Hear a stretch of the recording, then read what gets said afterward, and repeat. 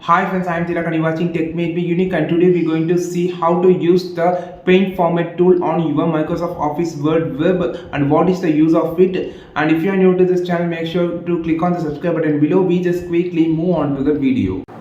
So how to use the paint format tool on your Microsoft Office Word web? It's actually easy. For example, it is in blue. So I just need this color to the entire lines of here.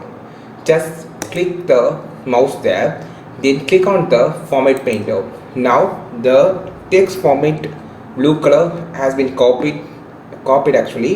You just want to paint where that you want to apply. You can apply to whole document or whatever you want. It automatically changes. So I'm just going to control it. Now I just need this black color from here, and you can also change the font also. So for an example, I changing the font to different things, so only you can see how it changes look like. And going to change like italic. Okay, now this should be applied for the first two lines. You just need to click on here, click on the format painter. Now the format painter tool has been appeared. Just paint, select this. Now you can see it has been changed like this. This is how the format painter tool can be used to change the, just select the format, just paint the format to the paragraph that you want to change. That's it.